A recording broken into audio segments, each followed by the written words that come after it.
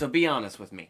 If you were a wizard and you were in the Triwizard Tournament, how far would you get? I don't know. But I probably wouldn't have entered. I think I might have been eaten by the dragon.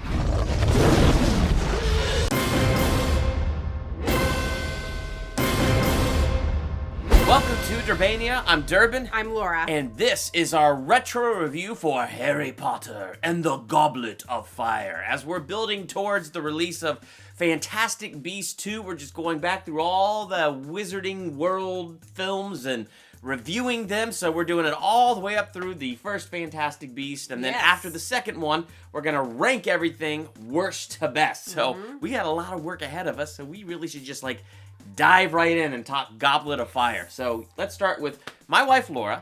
I enjoy it. It's a lot of fun. I feel like this is the first movie where they really, really get the pacing right. Yes. I feel like it stays continuously moving forward because there's a lot of downtime in the books, which is great for books. But not as great for movies, yeah. I mean, Azkaban is probably one of my favorites still, but this one, it's just watching him back to back actually is helping me see really what I like and what I don't like in each of these movies. Yeah. And it's just good. I mean, Ron being, butthurt. It's okay for me to say that? Why would it not be okay? But the thing is, it was like that in the book. But the way they did it, it was not very long. Whereas in the book, you just want to be like, come on, get over yourself. Well, I mean, look how thick the book is back there behind me. It's thick. So yeah, I get it. That's the part that's kind of hard about the books is when you get into the teenage drama and the teenage whining. That's what's hard about the books is it takes a while to get through it. Yes. And I was mad when they got into it with this movie, but then I was happy. It's like, oh, the dragon thing is over. Oh, Ron is friends with him again. It's like, oh, good. I mean, there was a couple things that I wish they would have done, but that's just because I liked it in the book. Right. But I totally like Rita Skeeter. That your attitude shows at best a pathological need for attention, at worst a psychotic death wish. Hey, my eyes aren't glistening with the ghost of my past. They did not use her to her full potential. I was expecting I'm so almost much glad more. she ticked me off so much. Oh, she did to me and too. And knowing we still had Umbridge to look forward to in the next movie, I was like, I don't need to be that mad all the time. Yeah, but I really loved to hate her character, and I liked how they used her over the next couple of books, and so, but I totally understand why they used her how they did. It's just, it's really hard when you're comparing the book, because the book's almost always better. So my overall impressions, I'm going to do the positive impressions I had first. So this way I talk positively about it before I get into some of those negatives. Like you said, I liked the pacing of this movie, that everything just kept moving, and it just made it entertaining beginning to end. The action in this movie is fantastic. So the whole Triwizard Tournament and everything that Harry faced in those tournaments was really good. Like, one of my favorite things is before he faces the dragon, you really, for a film, does a good job building the sense of nervousness that Harry has when, it just kind of fades and he's the last one in the tent just waiting for his name to be called. And it's short, but I can feel it. I could feel how nervous he is. And so I thought that was cool. And without it being too much of a teenage, drama crybaby thing, they did a really good job in making it feel like everything happening in this movie is totally unfair to Harry. Everything has been out of his control. Yep. Everything seems to be aimed at him, and you feel it. You feel it from the surprise that his name is in the goblet. How on this freaking earth did his name get in the goblet?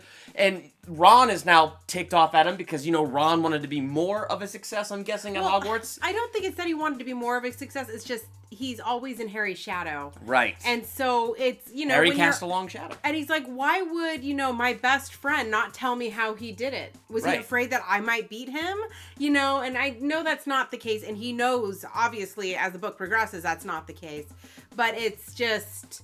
It's that teenage, they're 13, 14 years old. I mean, come on. But it was that unfair feeling they did a good job for Harry, because it wasn't even Harry's fault and Ron is mad at him. It's not even Harry's fault and his life is in danger. It's like, they did a really good job. And the other thing I really liked was the look at the other schools. It's just two other schools, but just to... And we know there's many, many more, but those are just the ones. But just to get that preview of the other schools, how they do things, that was pretty cool. And the movie opens intense. I mean, they go to a Quidditch game, which is just awesome. The World Cup. Yeah, it's awesome just to kind of see that portrayed and see that on the big screen, and then see how non-school kids, like adults in the wizarding world, actually do this game. And it was really cool to watch that. And then to have it end with Attack of the Death Eaters and all that stuff. That was, like, all that stuff. I enjoyed that intensity. I will say, as we're getting close to Fantastic Beasts 2, so Laura and I, you know, these reviews are posting about once a week or so, but we're binging these movies back to back to back and taking notes as we watch them. And kind of like what you said earlier, when you watch them back to back to back, you catch more. So I'm watching Goblet of Fire, and I'm seeing things so much more clear, and I'm enjoying the plot, like, because I feel like all the plots of Harry Potter sometimes are unnecessarily convoluted. I mean, it takes a lot of stuff to get to where we want to go. This is a little convoluted, like you mentioned. Why would Voldemort wait all school year to catch Harry Potter? I don't get it. How with how many opportunities? The Triwizard Cup. I mean, it's just. I mean, you got Barty Crouch Jr., which I love the actor who played him. Yeah, I love him as the purple guy, and Netflix's Jessica Jones, Doctor Who for a while, and Doctor Who. Like, he is a fantastic actor, and I thought he was great in this role. I didn't like the guy who played Mad Eye Moody playing that guy while playing Mad Eye. I felt he did it right. Well, he probably did. I'm not saying he did it wrong. I'm just saying I didn't like watching it, but I thought Voldemort's plan was so over-convoluted, because really what it came down to was a portkey to get Harry to the graveyard, and it looked like at the very beginning of this movie, they were pretty much ready. They just needed to get Harry Potter in the graveyard. I feel like it's something that Mad Eye Moody, obviously not Mad Eye Moody, fake Mad Eye Moody, could have done at any time. And it's probably something about Voldemort didn't want him to leave his post until he absolutely had to, or and so that's why they did it this way. So this way Mad Eye Moody wouldn't be under question, because he was probably going to assume that, you know, Voldemort would have killed Harry Potter once he went through the portkey.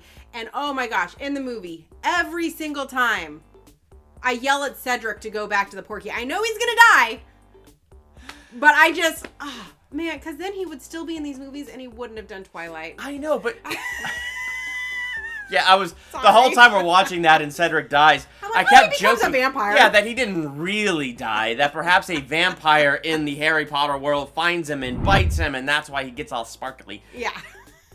Actually, I don't think a Harry Potter vampire would be sparkly in the sunlight. I don't either. So I think a Harry Potter vampire would be a legit vampire. Yes. Anyway, done with that franchise. The point I was trying to get at is there were so many opportunities to trick Harry or portkey Harry. And all I can think the whole way through this is Voldemort is really polite, because he cares about Harry getting his education and having the real school experience before he murders him in the graveyard. That's not the case. No, I know that's not the case. That's where they felt was the only way. But I know. We're watching this whole movie knowing how it's going to end, and I'm like, they could have done this at the beginning. Yes. But it's a book and a movie. I get it. It's a fiction. Whatever. And they have to have a story build up. Whatever. I get it. I'm just saying the whole plot to get Harry to that graveyard was unnecessarily convoluted.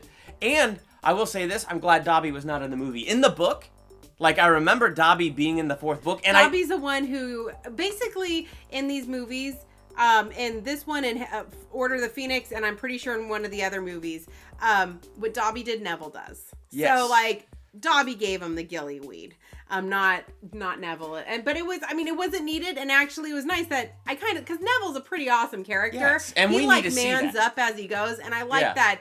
You could, you can see him growing, and he's like, oh, look what I found, and people are really excited, because it's like, it shows that he's growing and he's learning, and that's what I feel like we needed to see, is we needed to see Neville man up a little bit. Well, and it also helps come the seventh movie, too, when you see this growth happening. But the other thing that was probably the biggest negative, even more so than the convoluted plot, because, come on, it's fantasy, it's fun. I mean, I can make fun of the fact that this plot is way too convoluted. Yeah. They could have nabbed Harry at any time. It's still really fun to watch, so whatever. The part that really bugged me was this was the first time Dumbledore truly ticked me off in this movie. Because, like, and where it really, really gets me is when Harry's name comes out of the goblet and they're all sitting in that room, and all of a sudden Dumbledore bursts open the doors and he's running in. He goes, "Oh, Harry Potter, did you put your name in there? Did you make an older student?" Harry, I protest! Harry, did you put your name in the Goblet of Fire? No, sir. You asked one of the older students to do it for you? No, sir.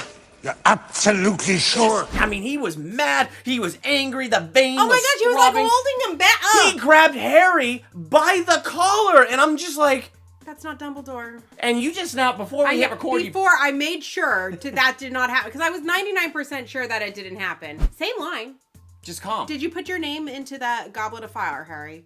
No, but he's calm when he's asking him, and it says that he's calm because you can tell he's probably thinking, and he's not happy about it by all means, but he's not trying to strangle the kid either. And that's the thing about Dumbledore, because like when I read the books and what I remember reading the books 10 years ago, and I can't believe it's been that long, is like even in the 6th book, The Half-Blood Prince, and some of the most intense situations involving Dumbledore, you can tell that he's freaked out. You can tell that this is heavy on his shoulders, but he manages to keep that collected exterior.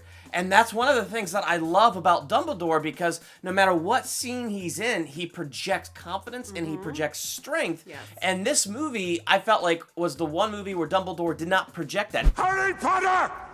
Come on, Harry. In the end, though, it's a really good movie, and my favorite parts are the Triwizard stuff, and I loved how fast-paced it stayed. Yeah. I love seeing Neville grow more and all that stuff. And it's still 2 hours and 20 minutes, like almost all the others, but it's, it flowed so much better. It didn't feel as long as I thought it would be. Death of Cedric was incredibly sad. I loved every time the graveyard scene. The whole when Harry and the wands they're connecting and the dead come back out of Voldemort's wand. Yes, I can't pronounce these magical spells. All of that stuff was done so well, and Ralph Fiennes. Oh gosh, You've been taught how to duel, I presume. Yes. First, we bow to each other. Come on now, Harry. The niceties must be observed. Dumbledore wouldn't want you to forget your manners, would he? He is the perfect Voldemort. He really is. They cast it. Oh yes. Oh they my casted gosh. him perfect. But So, I mean, the casting, phenomenal. Yeah. So overall, I think it's an overwhelmingly positive experience, and I really enjoyed the movie. I think it's more enjoyable if you've seen the first 3. Yes, agreed. Because you follow suit. But you could probably pick it up and watch it if you hadn't seen the others. You just might be lost on a couple things. So, after the second Fantastic Beasts comes out, we're going to take all of these movies and rank them worst to best. So, how we truly felt with our rating and stuff like that will be in that video after Fantastic Beasts 2. But I think we both give this movie some thumbs up because it was a really good one and definitely worth your time to sit down and watch. What is your favorite Harry Potter movie thus far? Let's talk about that in the comments. And while you're there, hit the subscribe button to become a Durbanian and hit the bell by the subscribe button so you're notified for our next ranking video, theological analysis, movie review, or anything else here. I'm Durbin. I'm Laura. Thanks for checking out Durbania.